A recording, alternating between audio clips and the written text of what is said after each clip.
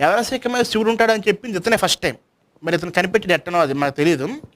ఇంక విషయం అంటే భారతీయులందరూ కూడా ఎవరెస్ట్ శిఖరం ఎక్కలేదని చెప్పాడు ఇతను. ఇతని ఉద్దేశంలో భారతదేశం అంటే హిందూ దేశం అనమాట. ఎందుకంటే మరి భారతదేశంలో ఎవరు ఎక్కలేదంటే కేవలం హిందువుల గురించి మాట్లాడుతున్నాడు అతను. సో ఇతని దృష్టిలో భారతదేశం అంటే హిందువుల దేశం అనమాట. సో ఎవరెస్ట్ శిఖరము అనేది భారతీయులు ఎందుకు ఎక్కలేదు, మొదటిసారిగా ఎక్కలేదు, మిగతా వాళ్ళు ఎక్కారు అని చెప్తున్నాడు ఇతను. ఇవన్నీ కూడా పచ్చి అబద్ధాలని మీకు వివరించాను. చూసారు కదా ఎవరెస్ట్ శిఖరం గురించి ఈ పాస్ట్ ఎంత అబద్ధాలు చెప్తున్నాడో ఆ పాప మా అబ్బాయి ఆ విద్యార్థులతో. అర్థమైంది కదా. తర్వాత ఏం చెప్తున్నాడో చూద్దాం ఒకసారి. మీకు తెలుసా మొట్టమొదటిసారి నీల్ ఆర్మ్స్ట్రాంగ్ చంద్రుడి మీద కాలు పెట్టినప్పుడు ఏం జరిగిందో? బైబిల్ ఓపెన్ చేసి బైబిల్లో మొదటి పేజీ చదివారు. ఆది యందు దేవుడు భూమి ఆకాశాలను సృజించాడు అని.